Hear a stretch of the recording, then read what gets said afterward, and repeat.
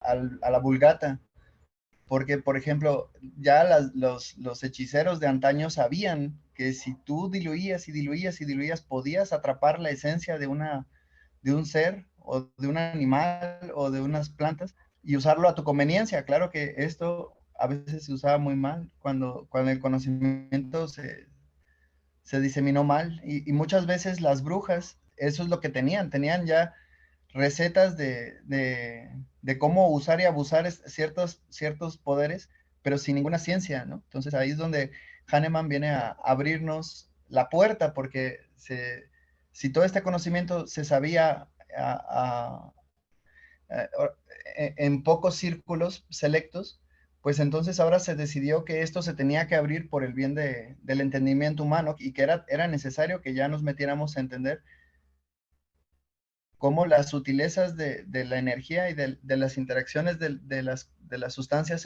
alrededor de todo el mundo nos afectan. Entonces, porque esto va más allá de las diluciones. Uno se pregunta, por ejemplo, ¿qué tanto afecta que en la Laguna Verde haya uranio en la zona? Pues muy fácil, yo lo tengo claro, tengo varios pacientes de Laguna Verde y todos son diabéticos desde antes de los 30 años. Y uranio nítrico, por ejemplo, se utiliza para la diabetes. Pero por más que yo les antagonizo con uranio a estos pacientes, no hay nada que hacer. O sea, se les asienta la diabetes pues, por la misma dilución atmosférica de las irradiaciones del uranio, aunque la radiación no salga del reactor. Entonces ahí vemos cómo la materia todavía genera emanaciones de energía de las cuales desconocemos y que sí nos afectan, por ejemplo. Y vemos cómo estas radiaciones afectan no solo al ser humano, afectan a las plantas. Y ahora vemos cómo toda la zona de Laguna Verde, ahora las plantas tienen una resiliencia a crecer y están quedándose chiquititas. Y conforme se aleja uno de Laguna Verde, vemos que el efecto se va atenuando. Entonces ahí vemos cómo el mundo mismo está homeopatizando, pero cómo atinarle a la ciencia de la dilución, pues como digo, para no caer en imprecisiones y en hipótesis personales, porque todo el mundo las tenemos, pues entonces decidí que este tema se los quería enseñar de una manera en la que hagamos más consenso, yéndonos a la base con el que decidió ilustrarnos, que es el mismísimo Hahnemann. Entonces, a ver esto.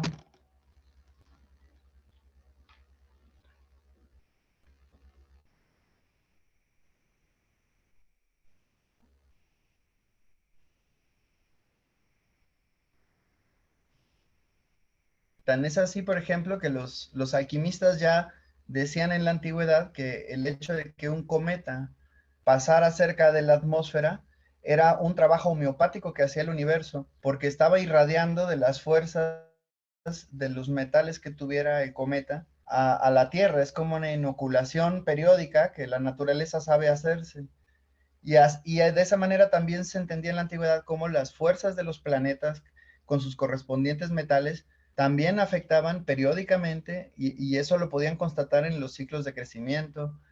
Pero todo esto se nos escapa a la razón porque nunca se hizo una ciencia de ello. Era un entendimiento velado que muchas veces era pasado de boca a oído y que además no se comprendía sus leyes por completo porque mucho de este conocimiento era intuitivo o atávico.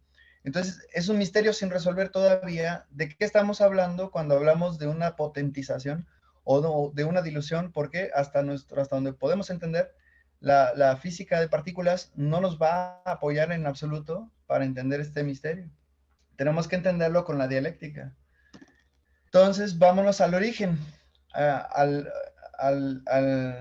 en el aforismo 270, y aquí me voy a agarrar del Organón de Medicina de Samuel Hahnemann, y varias de sus aforismos, los que se me hicieron más representativos, para poder comprender de la base a qué se refería Hahnemann con su entendimiento de lo que es una potencia y qué es lo que estamos utilizando cuando potentizamos y por qué él explica, porque sí lo explicaba, para él era un misterio relativo, él ya tenía una hipótesis que no se podía validar con los conocimientos científicos de la era. Entonces vamos a ver y ponernos en sus zapatos, y él decía en su aforismo 270, Si 2 gotas de una dilución de partes iguales de alcohol y el jugo reciente de alguna planta medicinal son diluidas con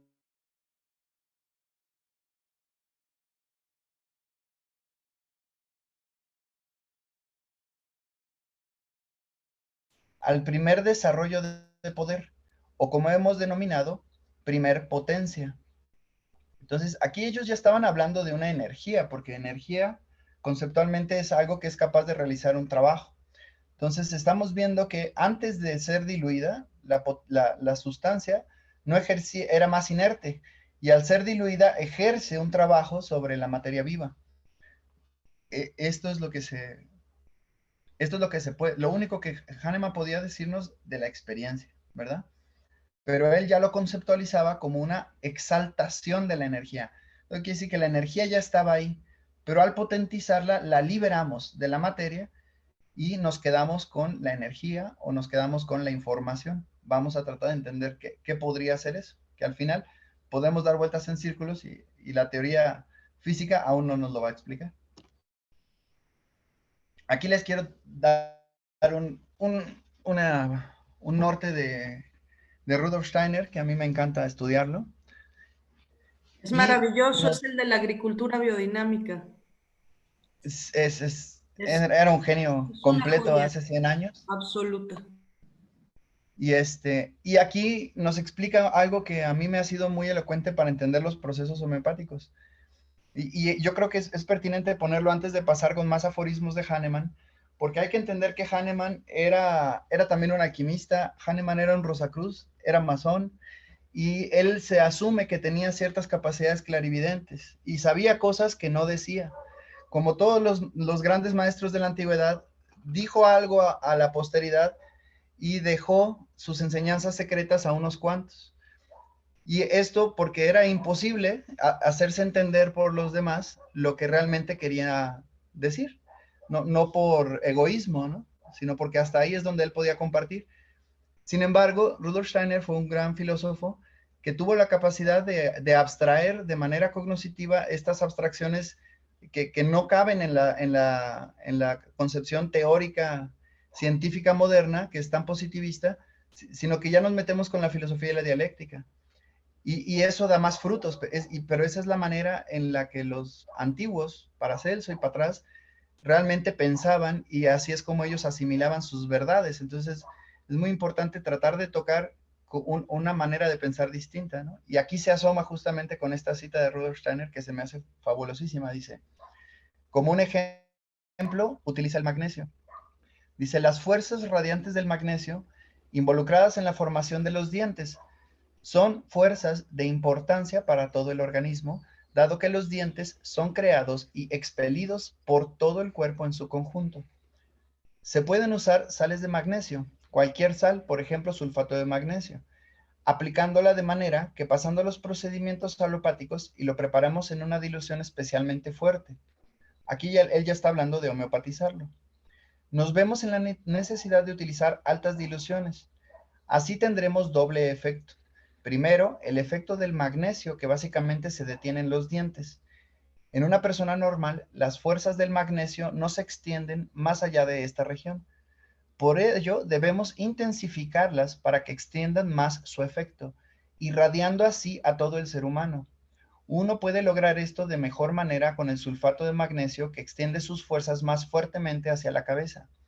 De hecho, este proceso que proviene del cuerpo etérico o del cuerpo vital, quedando a su acción en el campo etérico por el uso de fuerzas homeopáticas. Aquí ya Rudolf Stein está asumiendo que prácticamente la homeopatía lo que está haciendo es trabajar ya con fuerzas eh, de etéricas, según la ciencia Rosacruz, pero que se conocen de muchas maneras, ¿no? El chi de los chinos, de alguna manera el prana hindú, aunque no exactamente porque el hinduismo trabaja más en los planos astrales, Ujú. pero ahora sí que el akasha y el chi son hermanos, Ujú. y eso es otra parte del entendimiento que nos explica por qué al manejar estas fuerzas o este chi o esta energía, podemos afectar los estados sensibles que no tienen nada que ver con el chi, pero que tienen una relación directa con las fuerzas astrales o con la asimilación de las fuerzas cósmicas astrales. Y entonces dice, quedando su acción en el campo etérico, puede ser llamado de manera que tengamos las fuerzas formativas, mas no las sustancias, incluso procediendo de sustancias por completo diferentes. Aquí yo hice la traducción del inglés, que aparte fue traducido del alemán, pero a grandes rasgos lo que nos está diciendo es que si uno parte de una sustancia que tiene una imprenta energética carente de las fuerzas irradiantes del magnesio, le podemos brindar esas fuerzas radiantes de magnesio con las diluciones homeopáticas, porque de eso se trata. La dilución homeopática, según esta concepción, son este incremento de energía, pero con digamos, con un sabor particular. No es una energía que lo abarca todo, es una energía con características particulares, y estas son las de las fuerzas del magnesio. Entonces nos enseña cómo más bien la materia se agrega a los campos de fuerza. Y si nosotros intensificamos esos campos de fuerza, podemos mejorar que por ejemplo, los iones de magnesio se adhieran al cuerpo, porque tienen la impronta energética desde su campo de fuerzas formativas. Así nos podemos explicar cómo alguien puede tomar suplementos de magnesio toda la vida y tener mejoría relativa, y a alguien que le damos, por ejemplo, sales Schussler, no le tenemos que dar siquiera magnesio. Lo absorbe de lo poquito que coma, incluso con dietas carentes de buenos nutrientes, porque su cuerpo tiene las fuerzas formativas correctas, incluso exacerbadas en este caso. Aquí ya hablamos de sabiduría. ¿Cómo sabemos qué fuerzas formativas? Porque ahora vemos que el chi o el éter no es una abstracción, sino que es una fuerza, y depende cómo se manifiesta, nos va a hablar de sus características formativas y cómo interactúa con la materia. Entonces, de esta manera podemos entender cómo al diluir podemos obtener esta energía atrapada en la materia. Entonces, Perdón, y las fuerzas formativas, ¿cómo las puedes identificar? Es decir, es algo diferente la materia, pero la forma es la materia y dijimos la esencia la energía. ¿Hay digamos, alguna correspondencia? Ya si estamos en el plano dialéctico, ¿no? Sí, claro. La concepción aquí es que hay un campo de energía con ciertas cualidades y geometrías y fuerzas formativas, y Ajá. a eso los chinos le llamaron los meridianos. Y, y en todas las culturas se veían estas líneas de tensión. Los chinos, por su enorme inteligencia, porque sí fue una raza muy inteligente, pudieron hacerles todas estas líneas. Los hindús, que eran relativamente más intuitivos y menos inteligentes, le dieron sentido, pero de una manera más práctica, de una manera más vivencial, por ejemplo. Pero esto nos dice que estas fuerzas formativas que tienen sus chakras o sus centros o sus plexos nerviosos, que se reflejan en los plexos nerviosos físicos, Ajá. en realidad tienen en inglés se llama scaffolding, su parámetro de construcción no está en la materia, está en algo más que no percibimos. Y por ejemplo, yo en las clases de genética, en un tiempo yo cuestionaba muy fuertemente, porque nos vamos como un dogma, ¿no? De que entonces aquí vemos como una replicación de nucleótidos, que la fregada. Y la pregunta es, ¿y quién le dijo al ADN qué nucleótido desdoblar? O sea, la información de cómo la materia reacciona no está en la materia. Hay algo más que la hace reaccionar y que se nos está escapando a la percepción. Entonces, aquí la asunción es que ese cuerpo de fuerzas formativas, que está vivo, que es dinámico, que se nos escapa, la única manera que lo podemos ver es en el gesto del mundo material de agregarse como, digamos, magnéticamente a estas líneas de tensión energéticas, y que aparte se agrega de maneras muy peculiares, agregando más calcio en ciertas líneas, y ahí tenemos los huesos, y agregando menos calcio y más proteína en otras zonas. Y esto con aminoácidos, y se vuelve muy complejo, porque ya nos vamos a las fuerzas formativas de cada elemento constitutivo. Ajá. Pero Entonces, desde la noción de que la materia se agrega a las líneas de tensión energética y no al revés, ¿no? No la materia nos da el chi, sino que la misma, por eso podemos ver cambios fuertes con la homeopatía, porque estamos cambiando el patrón energético y a eso se refiere, regreso acá con Rudolf Steiner, la última frase es buenísima porque dice, incluso procediendo de Perdón, te sustancias... interrumpo tantito para ver si le voy entendiendo. Perdóname, soy bien preguntón, pero está súper interesante lo que dices. No, adelante. Entonces, quisiera yo entender que si le estamos dinamizando, digamos, el medicamento homeopático, vamos como sacando las fuerzas formativas, dijéramos, la energía, Ajá. y la hace más compatible, más coqueta, más amorosa con las que tiene ya el cuerpo, y hay una aceptación que se refuerza y que es lo que nos viene dando la salud, quizás algo así sería. O sea, lo ¿Hay que más pasa, compatibilidad? visto de otra manera, por ejemplo, como el ejemplo aquí del magnesio. Si yo te doy una piedra de magnesio sacada de la montaña, Ajá. fresquita y lo que quieras, ¿no? Igual te va a hacer mucho daño, te va a hacer una indigestión, porque al cuerpo le cuesta trabajo asimilar los minerales directamente. Entonces ahí vemos cómo si la planta hace ese trabajo por ti, te va mejor. Ajá.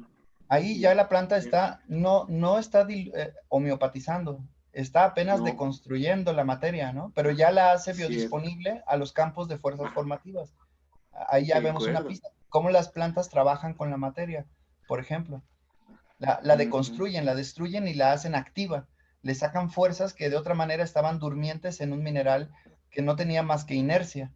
Y cuando la planta interactúa con las fuerzas, de repente, por ejemplo, el hierro, que es pesado y quiere irse al centro de la tierra, en las plantas lo convierten en los rojos de los pétalos. Entonces Ajá. lo vuelve ingrávido. Qué interesante que cuando la planta libera estas fuerzas del hierro, logra convertirlo en ligeramente ingrávido y lo lleva hasta sus pétalos.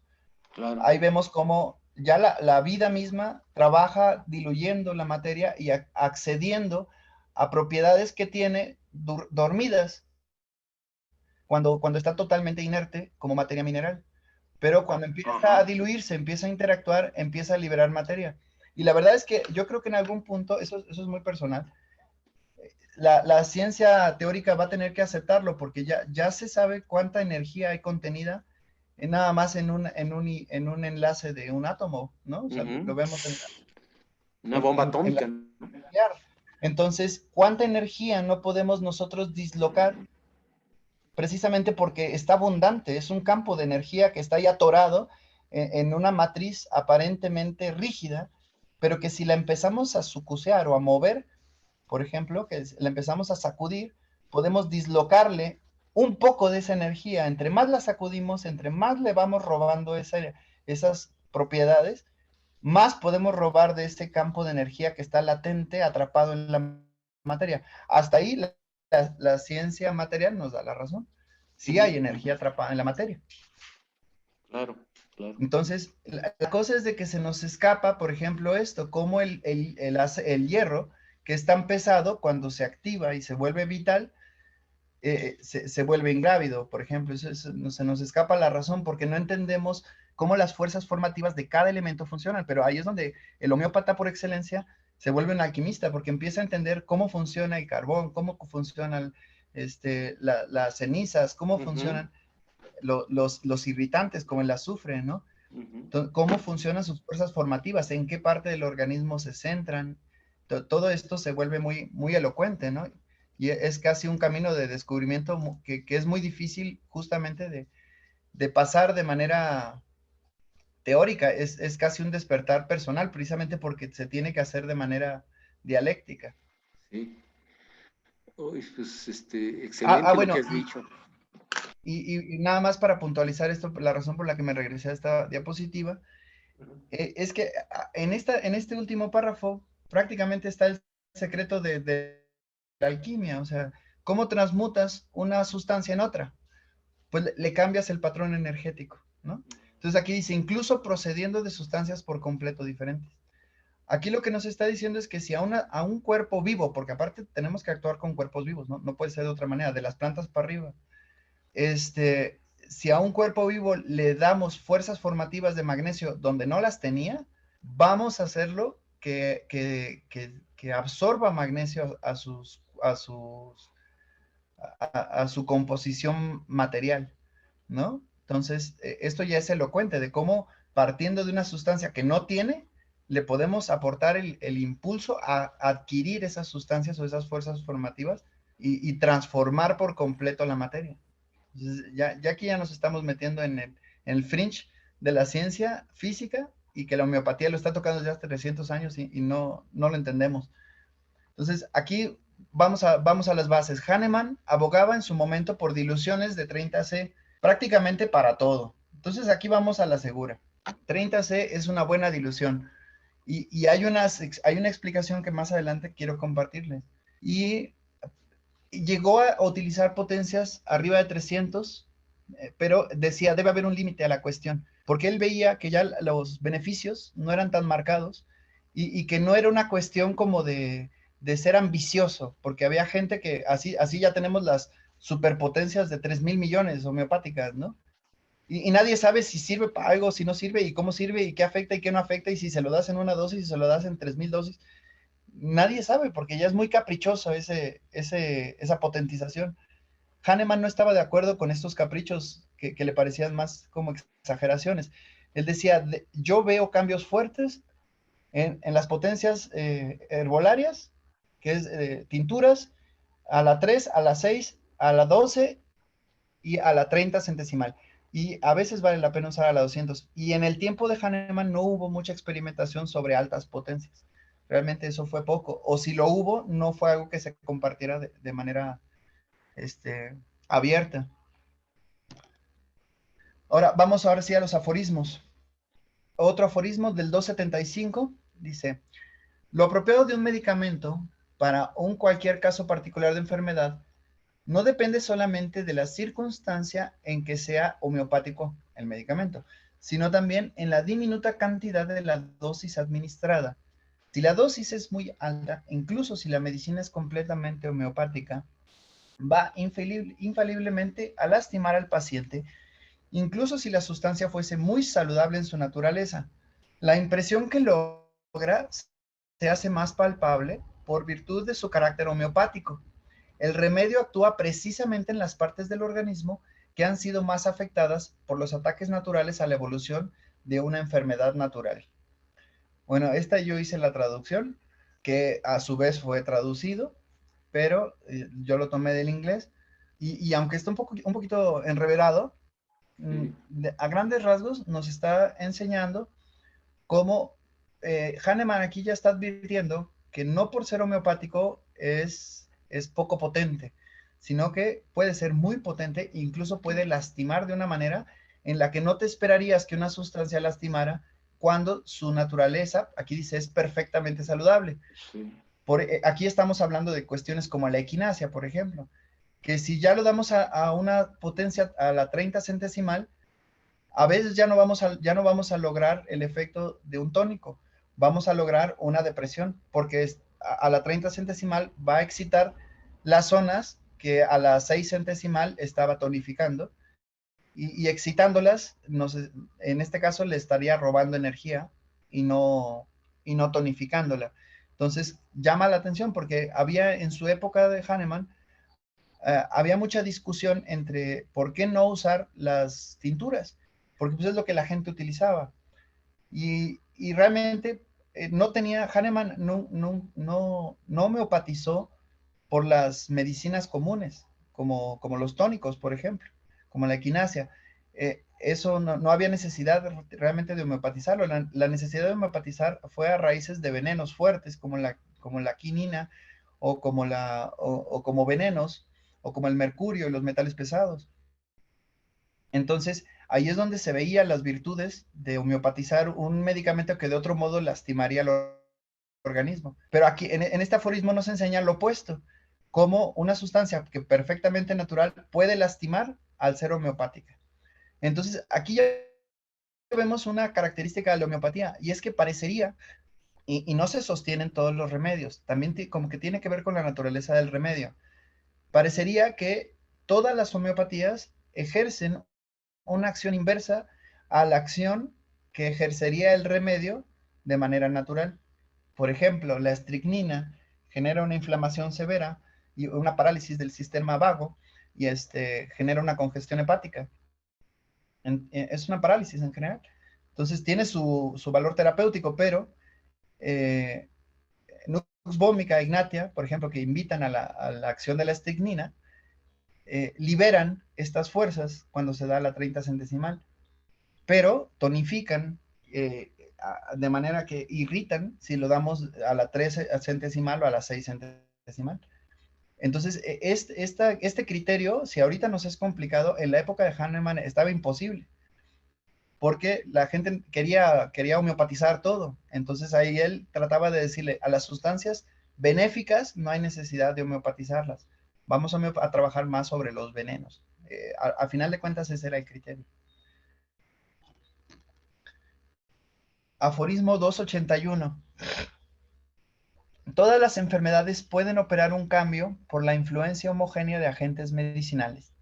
No existe paciente, por robusto que sea su constitución, que al ser atacado por una enfermedad crónica o por un malestar localizado, no experimente rápidamente un cambio favorable en sus partes constituyentes enfermas tras haber tomado el remedio homeopático apropiado en la menor dosis posible. En resumen, los efectos de la sustancia harán mayor impresión en el paciente que lo harían en un bebé recién nacido de menos de 24 horas y sano. Qué insignificante y ridículo es mera incredulidad teórica cuando se opone a la incontrovertible evidencia. Este aforismo es muy fuerte porque aquí él está siendo, eh, haciendo una distinción muy clara de cómo la homeopatía tiene un efecto sí o sí en los pacientes que necesitan el estímulo.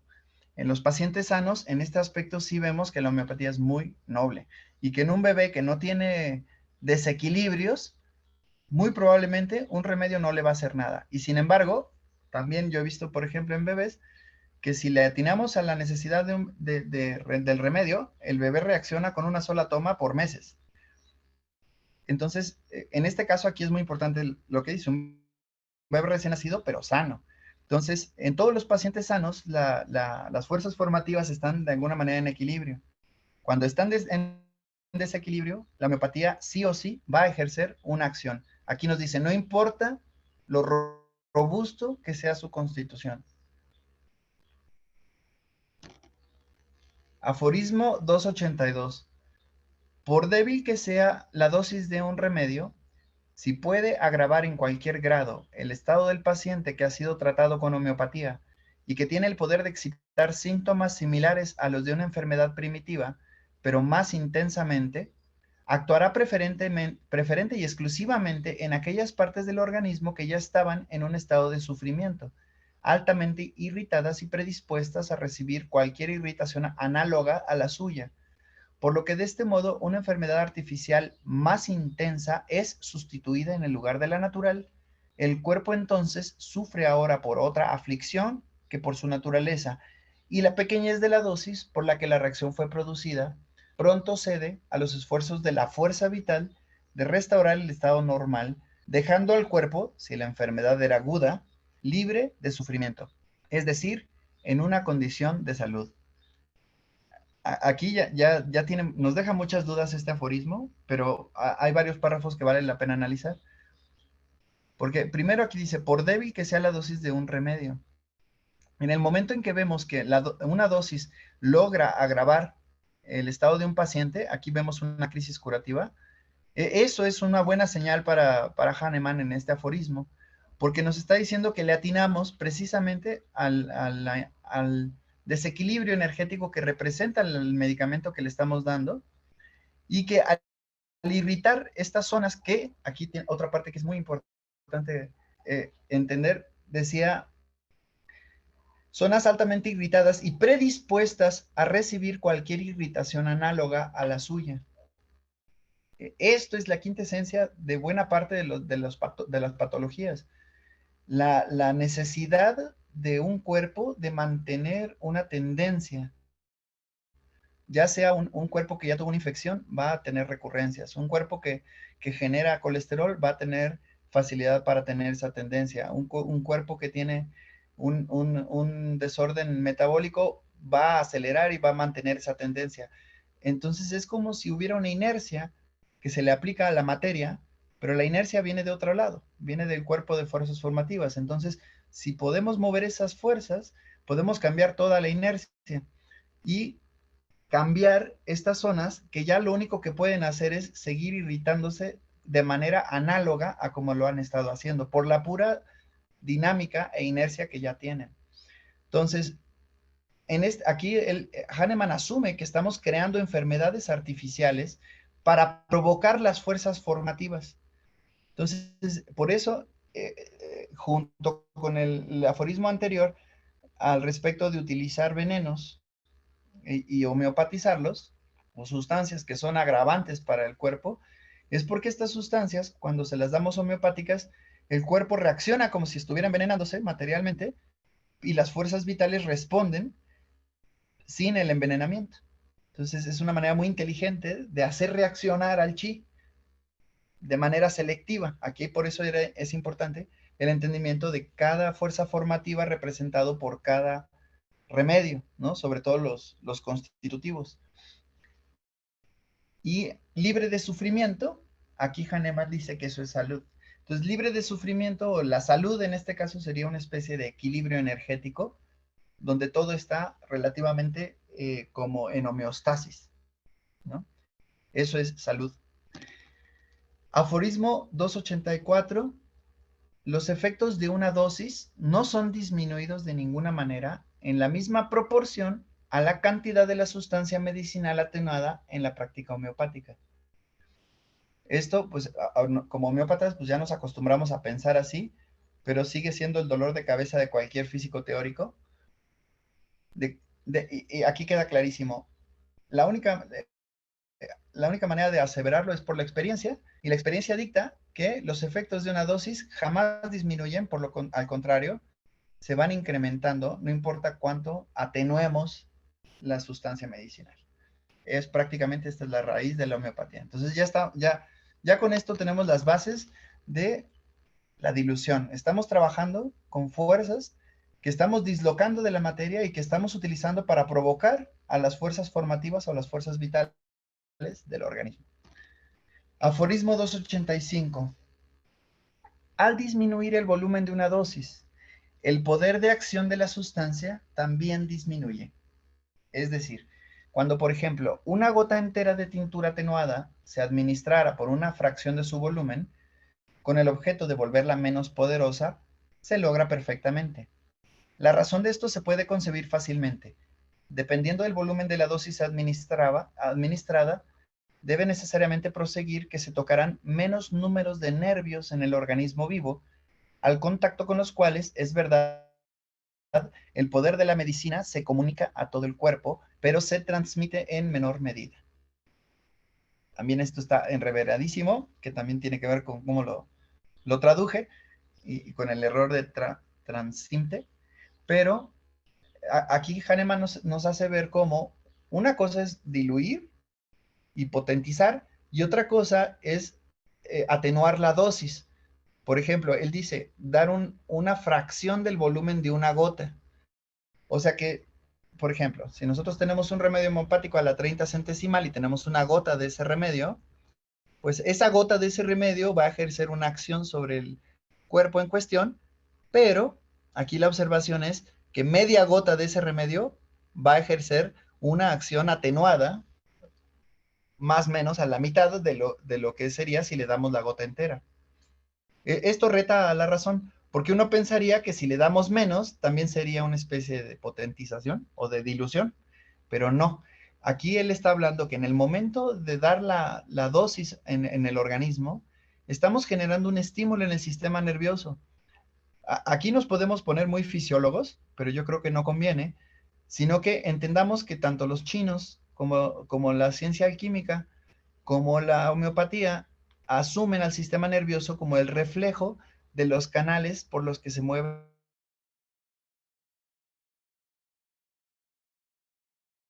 y la energía. No están en los nervios, sino que los nervios reflejan la actividad de estos canales energéticos. Entonces, Hahnemann aquí ya asume, aunque el conocimiento del sistema nervioso era muy pobre en su época, él ya asume que estas terminales nerviosas están percibiendo estímulos y están reaccionando a ellos. Entonces, sí necesitamos, si queremos una reacción más fuerte, darle un estímulo más marcado a estas fibras nerviosas. O de otra manera, interactuar con el campo energético del ser vivo a que queremos afectar. En este caso, a través de su sistema nervioso. Entonces, si queremos atenuarlo, pues le damos menos, pero eso no potentiza. Aforismo 286. Por la misma razón, el efecto de una dosis homeopática es incrementada cuando aumentamos la cantidad de líquido en el que lo disolvemos para su administración al paciente. Pero entonces el remedio llega en contacto con mucha más superficie extendida y los nervios que sienten sus efectos son más numerosos. Sin embargo, algunos teorizan que la extensión de una medicina en el líquido debilita su actuar. La experiencia prueba lo contrario, por lo menos en lo que respecta a remedios homeopáticos. Aquí es interesante porque yo muchas veces así lo prefiero también. Me gusta tener la homeopatía en líquido y prefiero que permee bien la instrucción. Yo lo veo como una instrucción que le estoy metiendo al sistema energético cada vez que doy una homeopatía. Entonces la instrucción tiene que ser clara y fuerte. Si lo damos en unas cuantas gotitas, la instrucción llega. Si lo damos en unos cuantos globulitos, la instrucción llega. Pero si quiero ser contundente, pues le puedo dar un chorrito, un mililitro entero, y la instrucción es la misma. No, aquí la observación es interesante en el aspecto de que no voy a hacer una sobredosis. La reacción va a ser o no va a ser.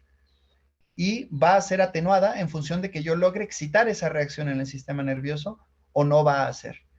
Pero pero si yo la quiero exacerbar, no va a ser por la cantidad de medicamento, sino por la naturaleza del estímulo. Y más adelante voy a hablar sobre esta parte, pero a grandes rasgos, si yo quiero que una circunstancia sea grave, no voy a dar, primero hay que dar la instrucción clara, como en este caso, ¿no? Permeando bien el medicamento en el sistema nervioso. Y si yo quisiera grabarlo, lo que hay que hacer es dar la misma instrucción varias veces en un espacio de tiempo corto, por ejemplo, cada 5 minutos. Entonces, lo que estamos haciendo ahí es irritando el sistema nervioso constantemente. Pero es interesante porque aquí ya estamos hablando de dinámicas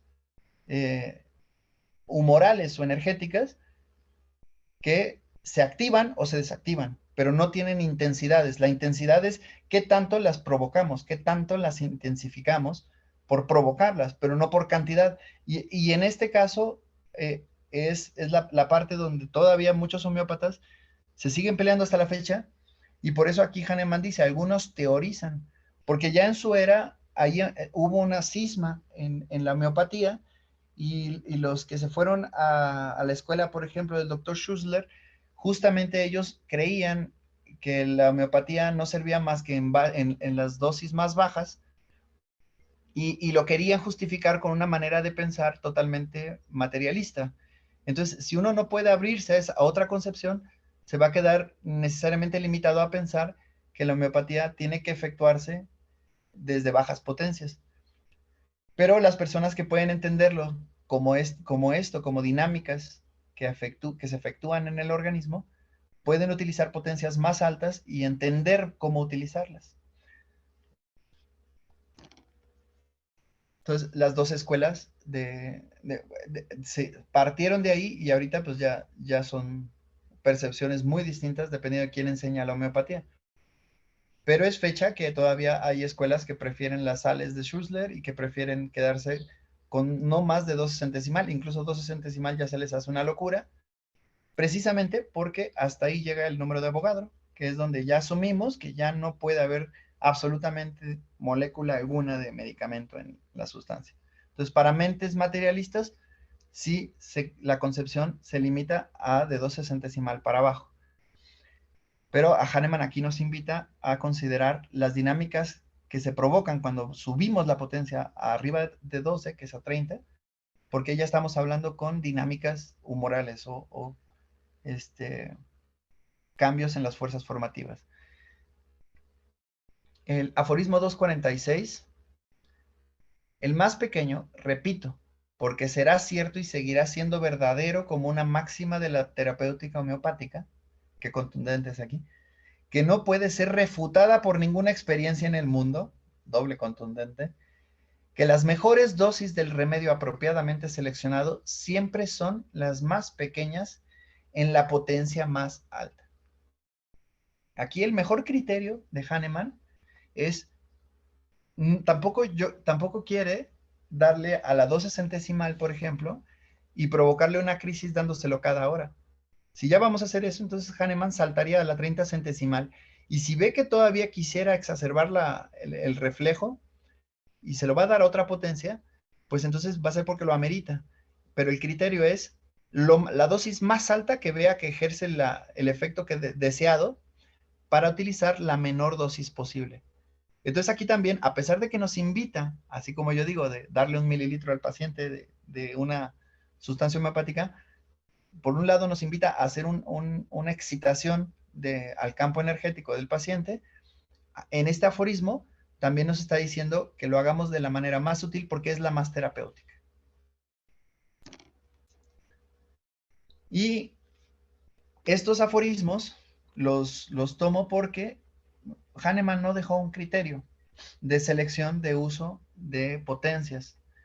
Realmente les voy a compartir mi criterio personal porque no hay un criterio, más bien los homeópatas con la clínica se van dando cuenta de los criterios que quieren utilizar y es común, por ejemplo, el homeópata que entiende que la dinámica depuradora de sulfur es muy poco agresiva a la 30 centesimal, pero si quiere agravarlo y si quiere darle un golpe de salud que es necesario, por ejemplo, con una psoriasis o con una rosácea o con una expresión fuerte, entonces vale la pena hacer una excitación fuerte y bajar la potencia, por ejemplo. Pero si no queremos agravar, entonces vamos a utilizar la 30 centesimal. Entonces así va uno creando un criterio, porque cada paciente pide un criterio particular para su circunstancia de tiempo particular.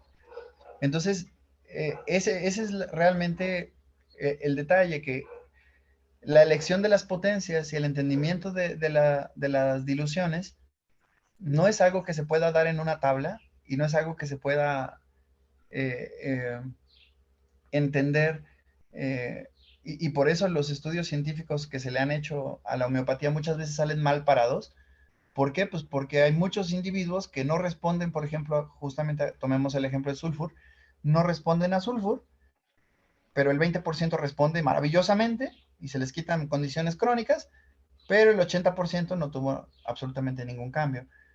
Y eso es porque cada individuo es único. Y como no estamos entendiendo las dinámicas de cada individuo antes de meterlos a un estudio, realmente no estamos haciendo una estandarización, ¿no? Entonces, aquí una vez más ya estamos tocando con factores de conocimiento que se nos están escapando. Entonces, hasta que la ciencia y la teórica pueda entender qué es lo que está pasando, los homeópatas realmente tenemos que hacer un esfuerzo por pensar más allá de la cajita del materialismo y de las moléculas y de la física newtoniana, incluso de la física de partículas y subatómicas, porque esto lo supera. Entonces, quiero compartirles aquí una cita de Rudolf Steiner y que tiene que ver con una actividad muy buena que se hizo hace 100 años en un emprendimiento que hasta la fecha sigue vivo, como la medicina antroposófica, que fue fundada precisamente por Rudolf Steiner. Dice, sabremos exactamente dónde dibujar la línea entre usar tratamiento alopático y dónde homeopático, porque así como otros experimentos científicos llevados a cabo con total exactitud, en este caso, Fro Dr. Colisco ha demostrado en su estudio, con la misma exactitud, cómo las entidades más diminutas realmente trabajan. Lo que anteriormente se ha considerado desestimable se ha elevado a un nivel de importancia científica. Ahora, les comparto esta cita y quiero ahondar sobre el contexto de esta cita. Y es que este estudio, así como otros muchos, bien pudieron haber ganado un premio Nobel y en su momento y no lo hicieron. ¿Por qué? Porque para la ciencia teórica, si no le das datos duros, no le interesa. Y aquí, en estos estudios que se llevaron a cabo en este hospital de la doctora Colisco, se convirtió en un centro de investigación donde tenían una cantidad de plantas gigantesca en entornos controlados, donde se seleccionaba lo mejor posible las semillas y los gérmenes se seleccionaban para que todos fueran lo más estandarizados posibles y que las fuerzas formativas se expresaran de la misma manera en todos las semillas de varias plantas que se usaron y se utilizaron muchísimos remedios. Fue un trabajo arduo por muchos años por ejemplo, esto es algo que no se conoce. En el mundo homeopático es muy, muy escaso este conocimiento, pero es muy interesante y es muy elocuente. ¿Por qué? Porque prácticamente se hizo un estudio tan vasto que se pudo ver en el crecimiento de las plantas, y esto es algo que es un experimento que se ha vuelto a hacer, pero no a esta escala, ni con tantas variaciones, con tantos remedios homeopáticos como se hizo con la doctora Colisco, y se descubrió que ciertas potencias mejoraban el crecimiento de las plantas y ciertas potencias atenuaban el crecimiento de las plantas, sobre todo en remedios minerales, que a las plantas pues en general les hacen bien. Pero en el caso, por ejemplo, del antimonio, llama la atención porque ese fue el que hizo la curva de crecimiento más marcada. La muestra de plantas que tenía la homeopatía, la dosis homeopática, se le estaba administrando dosis homeopática. Las plantas a las que se les administró la dosis homeopática a la 6 centesimal crecían muy bien, pero si se le daba a la 7, a la 8, a la 9, a la 10, a la 11, a la 12, no se veía el mismo estímulo de crecimiento que se veía cuando se le daba justamente a la 12 centesimal. Entonces, qué interesante, porque esto es algo que Hahnemann en su momento lo supo, y por eso se estandarizaron las potencias, pero como no se supo sustentar teóricamente, pues entonces sigue flotando el conocimiento para que algún día se sustente, porque en realidad toda la materia médica no es otra cosa más que un libro, un mapa de incógnitas para el futuro, para la posteridad. Son un chorro de dudas que quedan por resolver todavía. Y justamente en este estudio se vio cómo la potencia se colapsa en su efecto a la 6 centesimal, a la 12 centesimal, a la 30 centesimal, a la 200 centesimal, a la 400 centesimal, a la 800 centesimal. Ok, aquí ya vemos viendo que es exponencial. Y llama más la atención porque si la damos, por ejemplo, justamente hablábamos la clase pasada sobre la potencia 400 centesimal. Ahí es donde Hahnemann decía que ya había muchos caprichos entre los homeópatas que estaban muy entusiasmados, diluyendo y buscando diluciones curiosas que pudieran ser efectivas, pero Hahnemann invitaba a que nos quedáramos con las que ya se habían probado, que es a la 200, a la 30, a la 12, prácticamente. ¿Por qué? Porque es donde se veía un mayor efecto. Y aquí el estudio de la doctora Colisco nos lo demostró, cómo las plantas incrementativamente tienen un estímulo más fuerte, cada vez más, pero solamente a intervalos. Y los intervalos es como una nota musical. La nota colapsa en cierta frecuencia. Bueno, la frecuencia de dilución a la que el estímulo colapsa en homeopatía, pues no sabemos por qué, pero la experiencia nos dicta que es justamente 6 centesimal, 12 centesimal, 30 centesimal, 200 centesimal. Y hasta ahí nos legó Hahnemann. Más allá de ahí, no lo tenemos claro. Pero aquí Steiner pues dice, lo ha elevado a un nivel de importancia científica.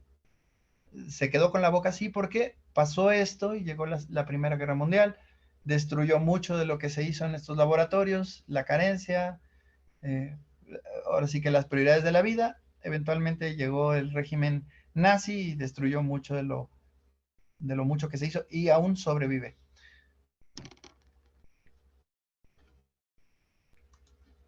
Y bueno, me gustaría terminar con una cita del órgano de medicina de Hahnemann, en la edición 9, dice Hahnemann, sin la fuerza vital, el organismo material es incapaz de sentir, actuar o mantenerse a sí mismo. Entonces, nos queda esta incógnita, ¿qué es la energía que estamos utilizando, pero por sus efectos tenemos ya la capacidad para utilizarla y con las cualidades que nos muestran cada remedio, pues vamos entendiendo las dinámicas que tienen que ver y cómo interactuar con ellas, ¿verdad? Pero en esta cita es importante ver que hay 3 esferas de acción en la cita y es, bueno, primero hablamos de fuerza vital, que es manifiesta en el organismo material. Y esto nos da 3 cualidades.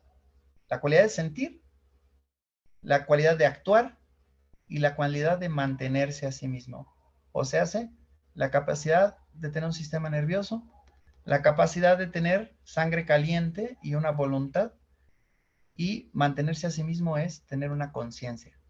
Entonces aquí Hahnemann nos está dando una pista de que él sí entendía cómo estamos ya interactuando con las fuerzas mismas que nos hacen sentir, con las que nos hacen actuar y con la que nos hacen querer mantenernos en la existencia, porque es una lucha de una conciencia por no evanecerse en la nada.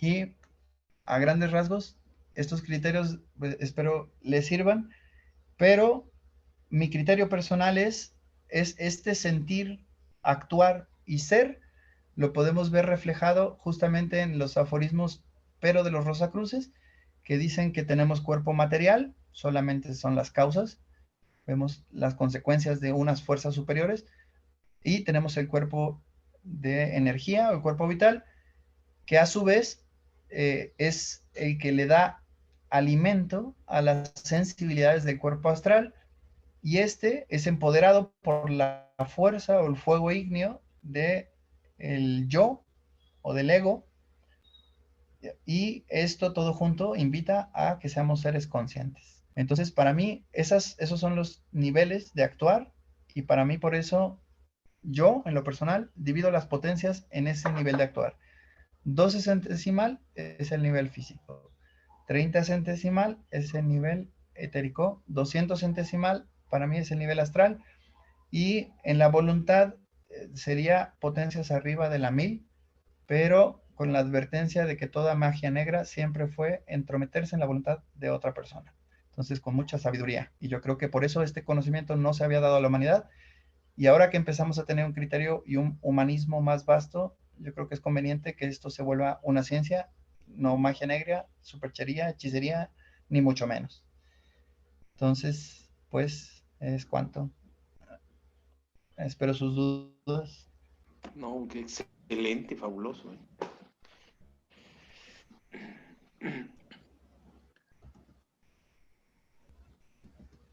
Bueno, yo te felicito mucho, David. A mí Muchas gracias, David, buenísimo. Y yo, bueno, les quiero compartir, ya que tocaste el punto, justo es algo que estoy yo empezando a estudiar, toda la parte de agricultura biodinámica, todos estos principios que deja Rudolf Steiner a través de ciertas conferencias, de cómo trabajar esto, pero llevado a la tierra, a las plantas, cómo preparan los remedios con cosas naturales. Les voy a poner un par de videos, nada más para no saturar. Para que vean hasta dónde lleva esto, porque esto va a ser las cosas que van a cambiar también lo que comemos y la energía que entra a través de los alimentos hacia nuestro cuerpo, cómo tratamos a las plantas, cómo sí influye la energía del universo, del cosmos, cómo estos sabios podían entender estas fuerzas de las que habla David para que estos estímulos lleguen también a mejorar nuestra calidad de vida, ¿no? Y la comida, como sabemos, es bien importante y es, aunque sí fue tachado a lo mejor de brujería y todo, pues simplemente es gente que sabía cómo manejar las fuerzas ocultas en la materia, ¿no? Las fuerzas vivas. Y creo que este tipo de conocimientos nos sana y nos ayuda también a cambiar nuestra manera de pensar, ¿eh? Se los voy a compartir al rato. Perdón, Freddy, es que no quería bueno, por el hilito, pero no, pero qué bueno que ojalá y nos pases eso, Alicia. ahorita se A los mí voy me... a pasar, está brutal, ¿eh?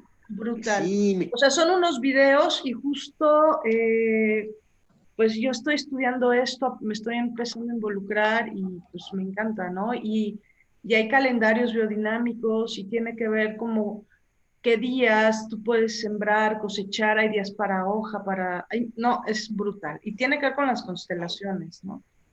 Entonces, ahora sí que hay más, ¿no? Y todo esto viene de Paracelso, y viene de Hahnemann, y viene de esta gente, ¿no? De Hermes, y vienen pues, del Hermes, sí. conocimiento antiguo, ¿no? Sí. Perfecto, pues Eso. adelante, Alfredo. Yo tenía algunas montón de dudas que me daba pena porque te tendría que haber, a lo mejor, David, interrumpido cuando estabas ahí, tenían los aforismos.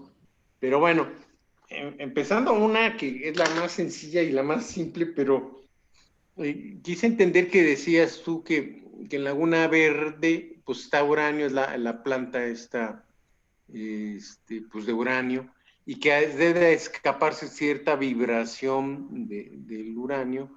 Y es cierto, yo por ahí visité, por allá anduve hace tiempo, hace muchos años, y platicando con la gente me decía que ya las plantitas ya no daban mangos y ya estaban más pachuchis y eso. Pero estábamos pensando que se escapa una microdosis, vamos a decir, de ese uranio y está afectando, pero aunque sea una pequeñísima parte, todavía no es tan pequeña como para estar maltratando a las plantitas. Y de manera incrementativa y como de manera, es muy claro cómo es el epicentro de esta actividad, Laguna Verde.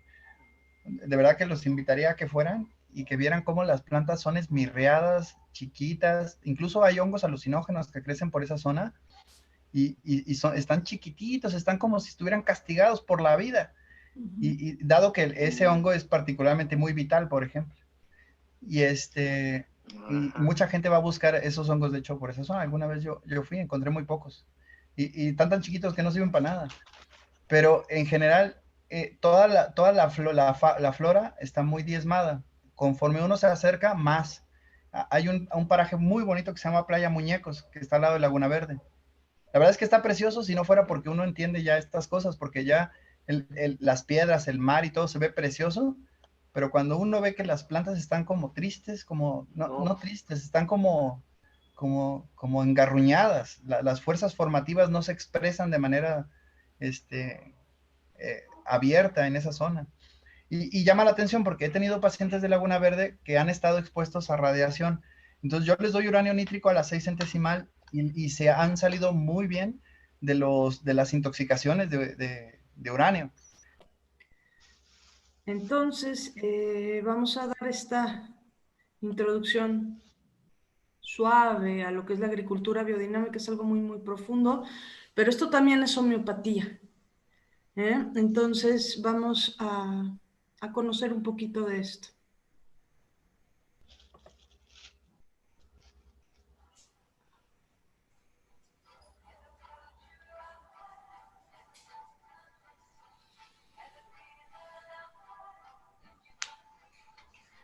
Agricultura biodinámica, primera parte.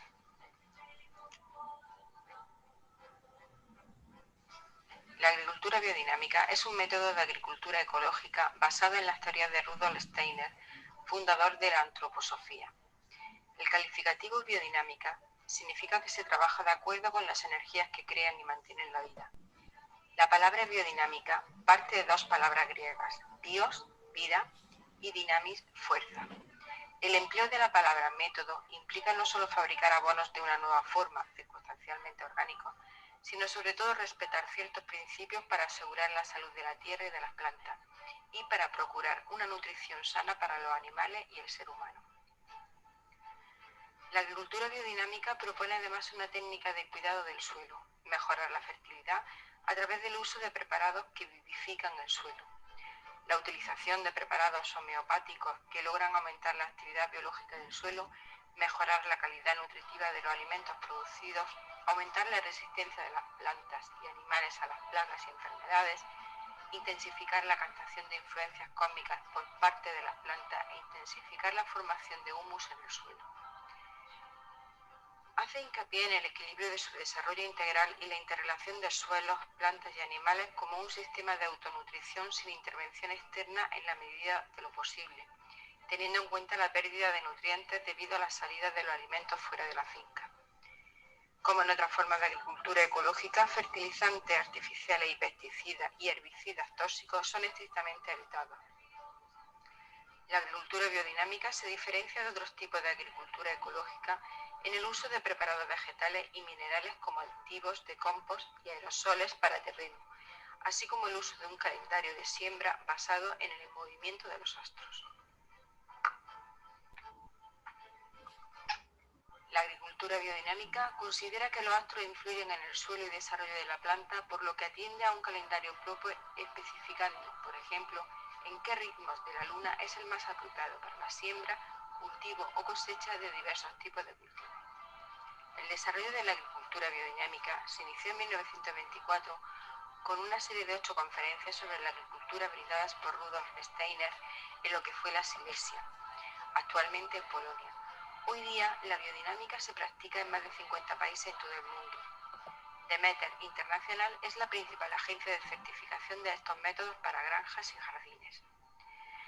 Para conocer diferentes aspectos de la agricultura biodinámica nos pusimos en contacto con la empresa Abdera Organic, que Almería es la huerta de Europa ya es bien conocido, pero que una pequeña empresa almeriense de economía social da un paso más, posiciona sus productos de cultivo ecológico certificados en todos los mercados europeos.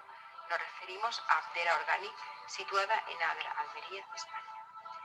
Abdera Organic tiene sus productos ecológicos por Europa, llegando a los mercados gracias a su trabajo por la internacionalización, basado en la calidad y garantía que ofrece. Sus productos están amparados por las más exigentes prácticas de agricultura ecológica que son refrendadas desde Europa y les permite llegar a un público muy rentable, frente a la feroz competencia en precio que significa la gran distribución agroalimentaria. La empresa se divide en trabajadores de almacén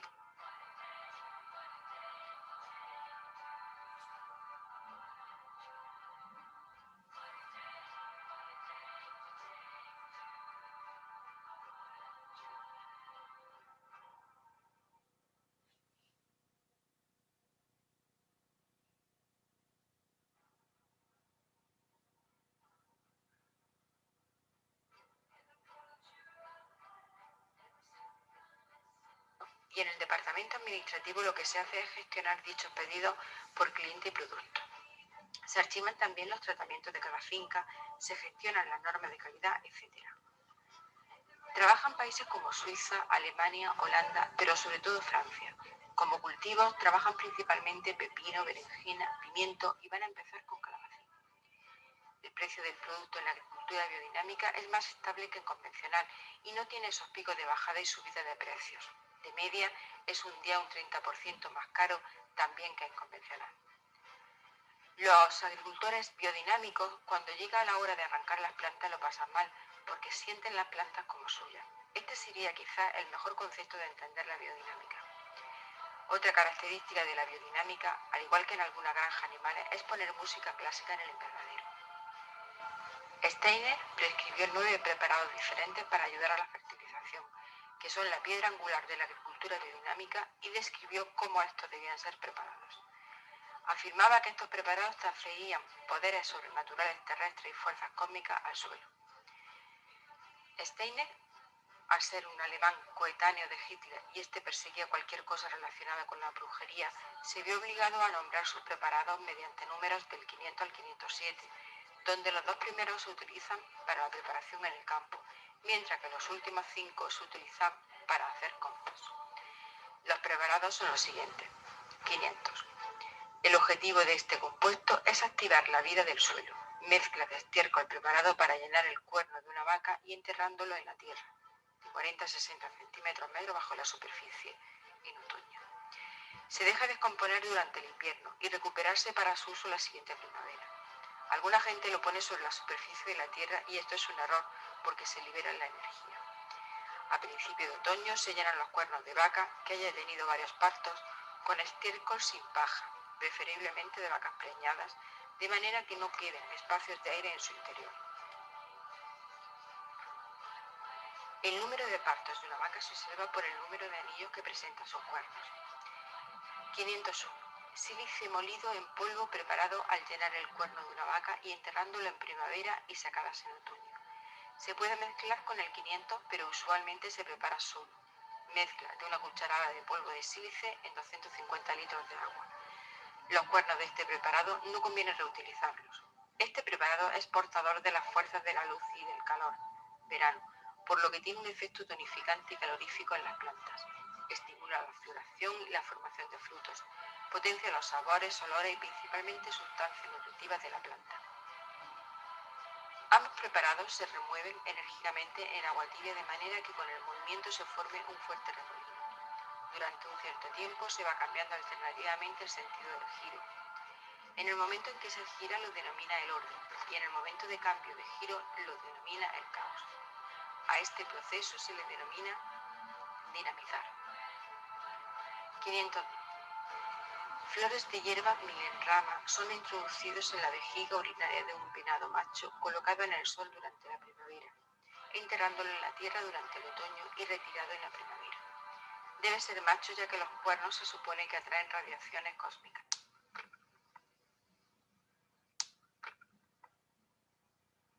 503. Flores de manzanilla, Matricaria recurtita.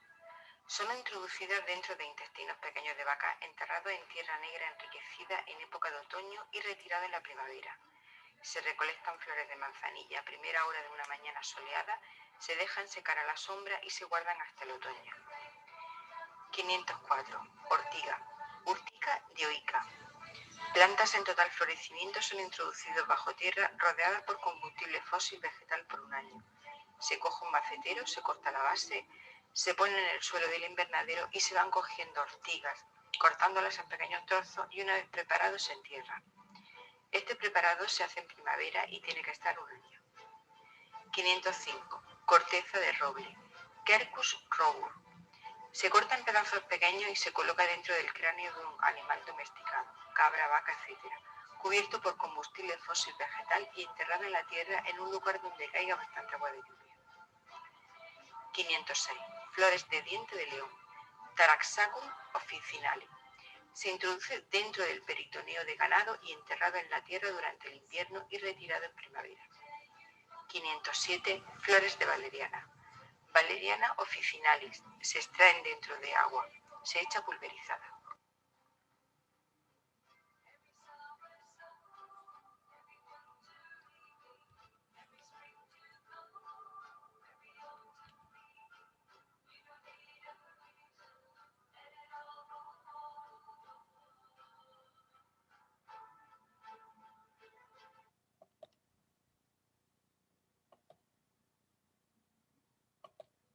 Ahora vamos al segundo video.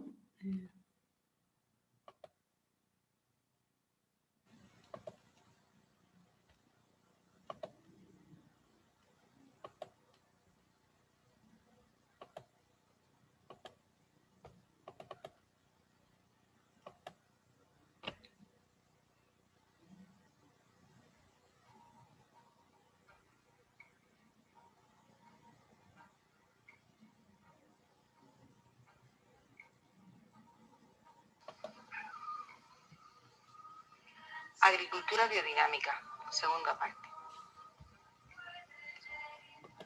Según Steiner, en primavera las fuerzas van hacia afuera y en invierno hacia adentro. Es por ello que los cuernos de vaca se deben de enterrar unos metros bajo el suelo del invernadero. Preparado de María Thun. Fue una discípula de Steiner. Se aplica para activar la vía del suelo y se elabora a base de estiércol de vaca sin paja en cuerno todo el invierno enterrado, cáscaras de huevo trituradas y basalto en polvo. Todo esto expuesto a un proceso de dinamización manual y 4 semanas de reposo. Este preparado se encarga de vivificar el suelo, potenciar el proceso de descomposición y preparar el suelo para un equilibrio sano y productivo. 1 centímetro cúbico de este preparado contiene millones de microorganismos vivos, es un activador de la vida enorme. La agricultura biodinámica considera que la base del control de plagas y enfermedades de un organismo proviene de un sano, fuerte y equilibrado trabajo en la totalidad de la individualidad agrícola. La Tierra está inmersa en nuestro sistema solar y las fuerzas planetarias dejan su huella en la morfología de las plantas. Los agricultores biodinámicos utilizan este conocimiento para elegir en la práctica las fechas adecuadas de siembra, laboreo, tratamientos y recolección según las fuerzas cósmicas activas en el momento, en la medida en que las condiciones climáticas lo permiten. Lo mismo que la luz solar contribuye al crecimiento de las plantas y la luna afecta al contenido acuoso de todos los organismos, los planetas también ejercen su influencia sobre la Tierra y sobre todos los seres que ella alberga.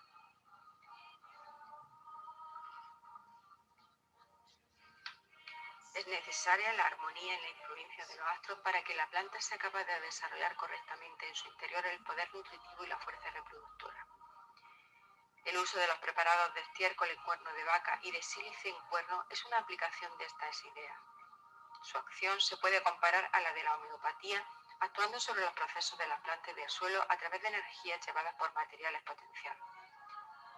Wolfgang Schumann nos explica, Steiner tenía el don de ver en el mundo suprasensible, era consciente de las realidades que están más allá de la percepción humana sensorial e intentó transmitir estas realidades a las personas que le escuchaban utilizando comparaciones verbales y pictóricas. De todos es conocida la influencia de la luna sobre las plantas. En primer lugar, veamos el ritmo sideral de la luna. Las plantas cultivadas no leñosas viven en estrecha relación con este ritmo, en lo concerniente a la organización de las fuerzas que lo forman, así como la facultad de engendrar sustancia alimenticia en sus diferentes órganos, que son la raíz, la hoja, la flor y el fruto y la semilla. Numerosas observaciones han demostrado que del plano secundario de la estrella fija, situado detrás de la ruta visible de la luna, provienen fuerzas que actúan sobre la Tierra y ejercen en el suelo influencias que modifican las plantas.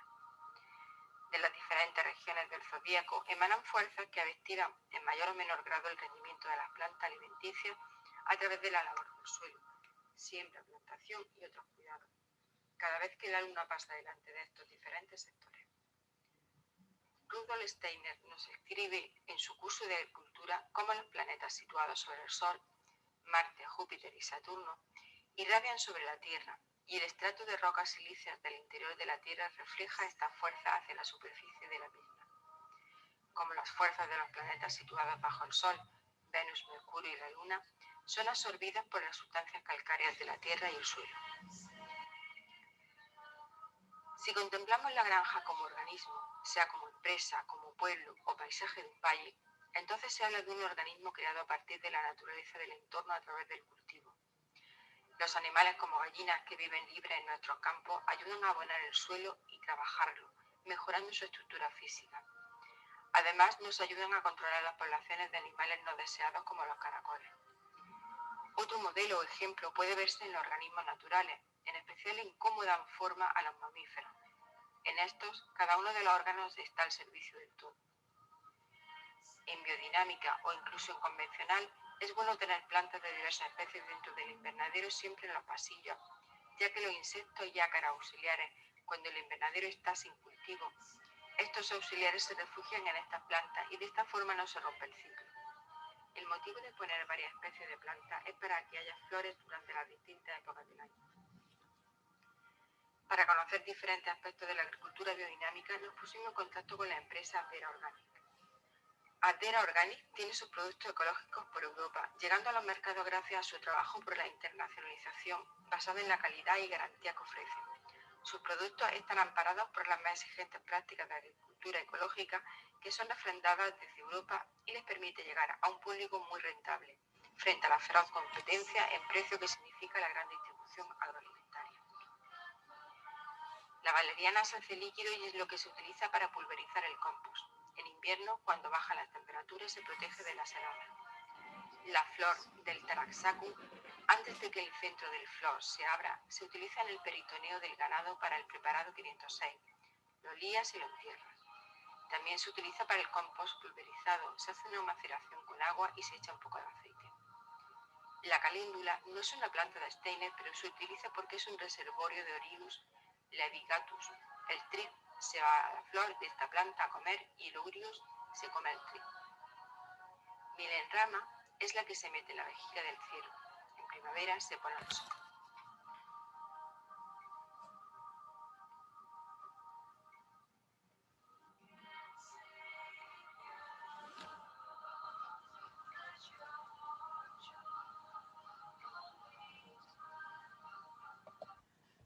Y va el último video.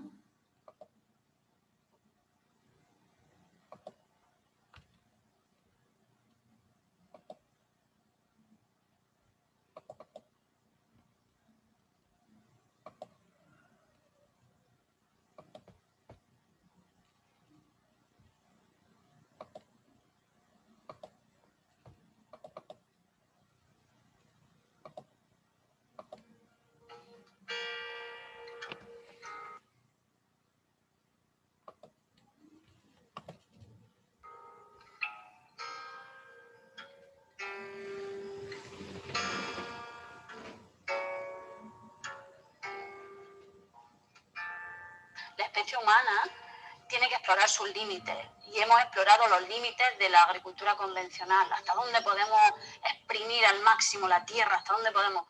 Ya estamos viendo los efectos negativos. Lo bueno que tiene la especie humana es que sabe aprender de sus errores. Y yo creo que ahora está empezando esa época de aprendemos de nuestros errores.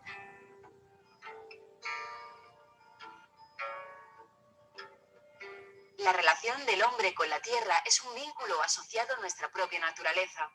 Tendríamos que remontarnos al Neolítico para asistir al fascinante periodo en el que las sociedades cazadoras y recolectoras evolucionan hacia comunidades agrarias capaces de cultivar trigo y cebada, un avance inconmensurable para la especie humana. Sin embargo, el delicado equilibrio basado en el respeto a la tierra y mantenido a lo largo de miles de años se está tambaleando en el último siglo. En nombre de la productividad y del mercado, los campos se han convertido en fábricas y la fertilidad de la tierra se resiente y se agota. Con motivo de un curso de verano celebrado en el campus Antonio Machado de la UNIA en Baeza, abordamos el concepto de agricultura biodinámica, un paso más allá de lo ecológico que nos devuelve al origen a través del conocimiento avanzado. La agricultura biodinámica nace a raíz de un curso que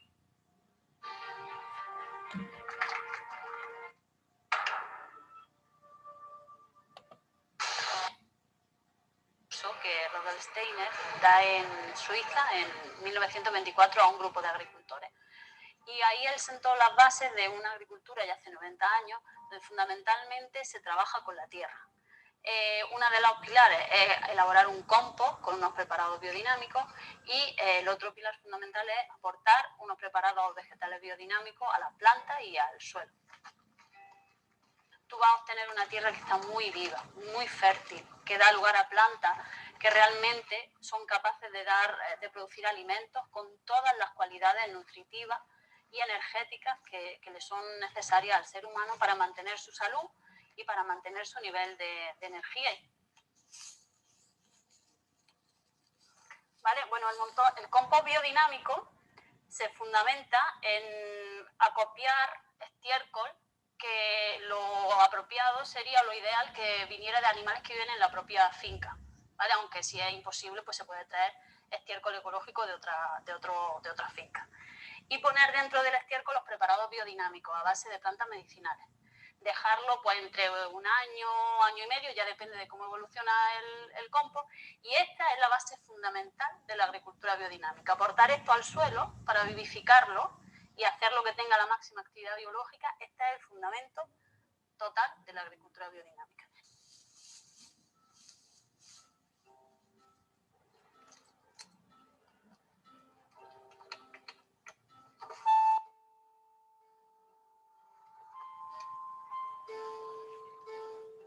Esto es un proceso intelectual y de concienciación, de formación, de transmitir valores a los equipos que están aquí trabajando. Y bueno, sí, empezamos a partir del 2008, fue un poco cuando empezamos a hacer la transformación de la agricultura, digamos, convencional, producción integrada, a la agricultura primero ecológica y después biodinámica. Aquí no se trata solamente de no utilizar pesticidas o no utilizar fertilizantes de síntesis química, sino que se trata también de integrar todos los residuos que tú produces en la finca, el concepto de granja cerrada. Evidentemente implica una mayor responsabilidad, implica una mayor convencimiento. Es la cubierta vegetal. Aquí lo único que hacemos es regar con agua, nada más. Agua, compost, mira, todavía se ve, ¿ves? Todavía, ¿Veis el compost? ¿Veis las rodadas del... Mirad a la izquierda, ¿veis como en la parte esa un poco más negra del año pasado? El aceite biodinámico hoy por hoy tiene una producción muy baja. Hay muy pocas empresas en el mundo, no solamente en España o en Andalucía, que hayan, digamos, explorado la parte de agricultura biodinámica. Con lo cual, es un elemento diferenciador y sobre todo en unos determinados mercados, como son los mercados centroeuropeos, el mercado nórdico, que tienen un conocimiento muy fuerte, tienen un conocimiento muy cercano de lo que es la agricultura biodinámica, ¿no? Entonces, aquí hay media hectárea de pistacho de la variedad Lambaca y bueno, tienen todavía 2 años, en un par de años ya empezarán a producir pistacho. Como veis, nosotros siempre mantenemos en agricultura biodinámica está permitido labrar, se puede labrar el suelo, no hay ningún problema. Lo que pasa es que en esta tierra nuestra experiencia nos dice que para evitar que se compacte y para así esponjarla a lo máximo, lo que mejor nos funciona es dejar cubierta vegetal permanente, un pasto permanente. Aparte, ese pasto nos va a permitir tener animales. Ahora en verano es muy difícil tener animales aquí, pero el resto del año pues metemos ovejas o en el futuro, vamos, la primavera que viene tenemos pensado meter una vaca. La agricultura biodinámica lo que persigue es tener un organismo granja, que se llama, es decir, una granja completa donde tú tengas plantas, pero también tengas animales. Y que esas plantas no necesitan que tú traigas nada de fuera, sino que con los animales, ese estiércol tú lo vivificas a través de la elaboración del compost y lo devuelves otra vez al suelo. Estamos en una zona de la finca donde tenemos instalados 37 paneles de abejas. Las abejas las hemos plantado alrededor unos 200 árboles frutales, sobre todo almendros, para que puedan a partir de febrero ya alimentarse con esas plantas, ¿no? Con esas flores. Es un bioindicador maravilloso. Pues si hay abejas es porque no estamos, en ningún momento de la finca se está utilizando insecticidas. Son muy sensibles a los ataques de los insecticidas. Que lo que hacen es polinizar nuestra cubierta vegetal, enriquecerla, fomentar su madurez, su biodiversidad.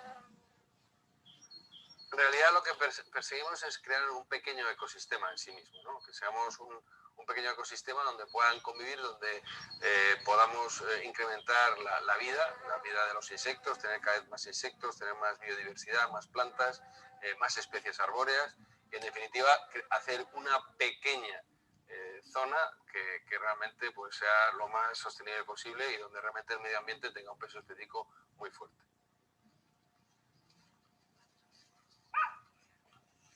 Mira, aquí está la ortiga, ¿vale? Esta es la ortiga, que debe ser ortiga dioica, para que tenga los principios activos correctos. Otra planta de las que está es la miel en rama, que como ya le hemos cortado la flor para hacer los preparados, ahora mismo ya no está en flores, esta de aquí. Este es el diente de león, ¿vale? Que este no es el silvestre, este es cultivado y representa un poco la sílice, la luz solar, ¿no? Se utiliza en el compost para... Vamos a decir que representa en el compost la parte del hígado, esa parte, porque con el compost intentamos hacer como un organismo completo. Y cada planta, vamos a decir que pone un órgano dentro de ese ser que estamos elaborando a través del compost.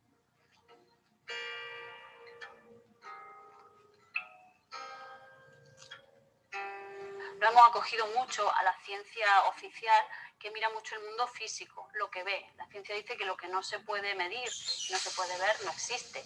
En ese sentido, a lo largo de estos 90 años, hemos desaprendido muchas de las cosas que nuestros antiguos ya sabían.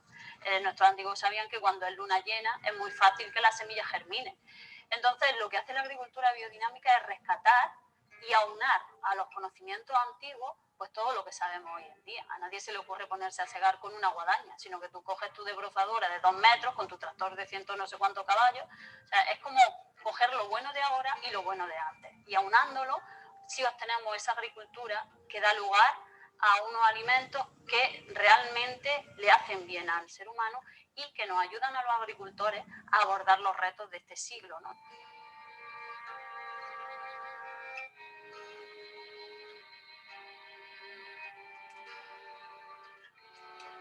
Y esa es la serrezuela de Don Pedro, que estamos en pleno proceso, como veréis ahora, de reforestación.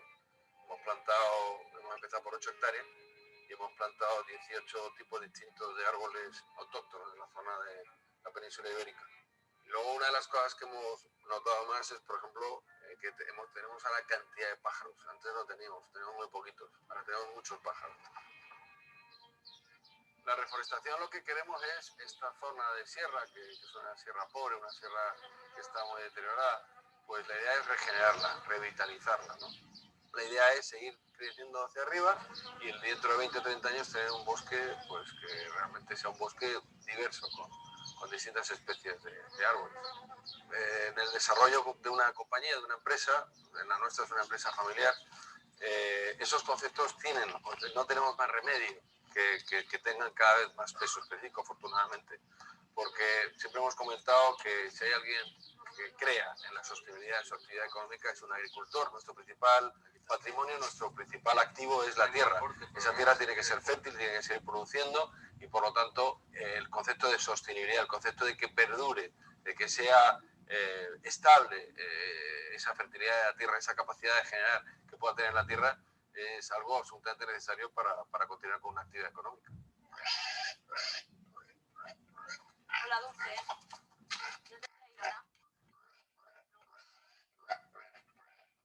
Normalmente está suelto.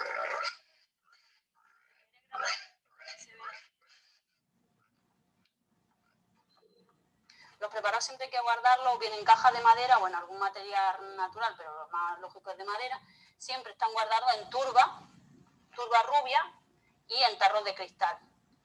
Todo esto porque la información que contienen es muy sutil y es muy delicada y se puede, vamos a decir, transformar o modificar con radiaciones, con cuestiones de móviles, con cuestiones de wifi. Se tiene que preparar una vasija que contenga los suficientes litros que tú vas a necesitar para echar en la finca, ¿vale? Que normalmente son entre 25 o 40 litros por hectárea, depende de la superficie que tú vas a tratar. Y entonces se trata de dinamizarlo. Para dinamizarlo lo puedes hacer con la mano o con un palo. Dinamizar es mover el agua en este sentido.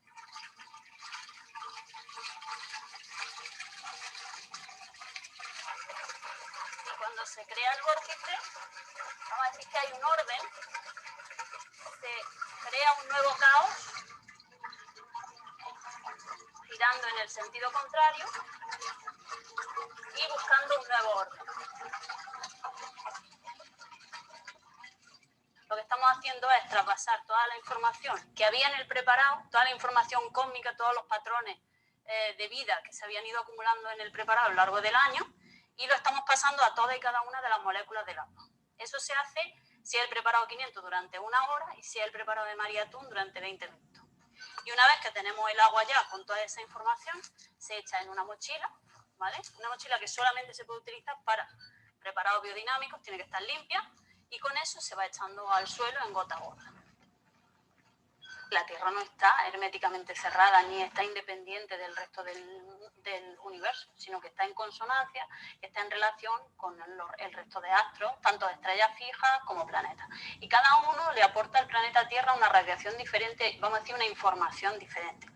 Eso, con todo el conocimiento acumulado, ha dado lugar a un calendario que se conoce como el calendario de María Atún, porque fue María Atún, una alemana, la que, observando muchísimo, dio unas pautas y hoy en día son muchos los agricultores biodinámicos y no biodinámicos que siguen ese calendario, porque da lugar a una agricultura de precisión y de bajo coste. Desde mi punto de vista técnico, la agricultura convencional es muy poco rentable desde el punto de vista energético, pero porque eso es la mayoría la que la practica, porque en estos 90 años o en estos últimos 100 años, las grandes empresas, que realmente son las que manejan la economía, pues han diseñado un paquete tecnológico de fertilizantes, de pesticidas, de semillas, para que los agricultores casi no tengan que pensar. Entonces, esto. Pero claro, ¿cuál es el fallo fundamental de ese modelo? Que creen que la fertilidad del suelo es infinita. Es como una hucha que nunca se acaba. Y ese es su principal error. Es que esa hucha se está agotando. Quizás se trata no tanto de producir más, sino de producir mejor y de forma más racional. Por lo tanto, esos son conceptos también económicos, no solamente agronómicos. Y bueno, sí, nosotros pretendemos demostrar que efectivamente la agricultura biodinámica es rentable per se. Este es el primer año que hemos lanzado al mercado el aceite biodinámico. Todavía es pronto para sacar conclusiones definitivas, Pero sí es cierto que estos primeros 3-4 meses, pues la verdad es que la respuesta que hemos tenido de mercados como Japón, como Suiza, incluso como Rusia, han sido francamente positivas.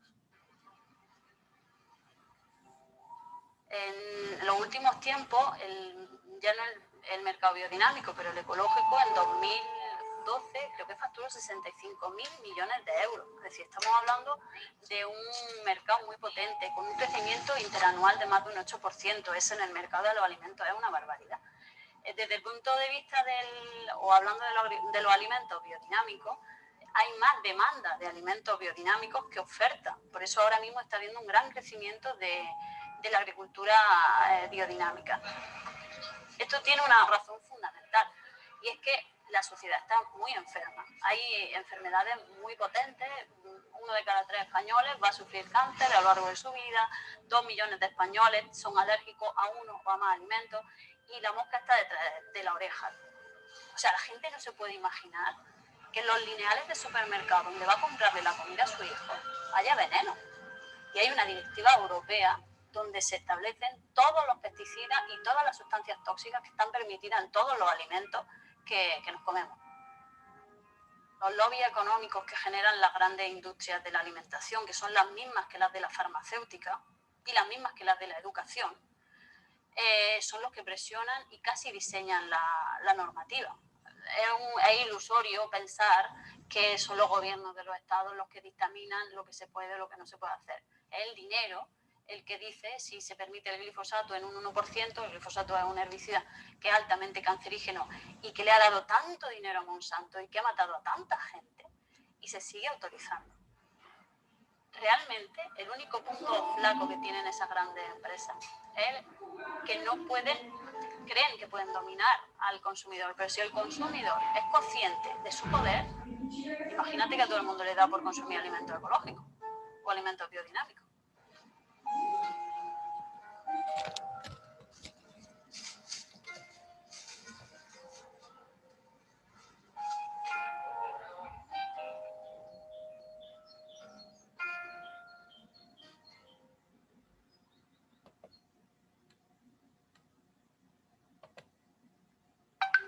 ¿Cómo ven la joya?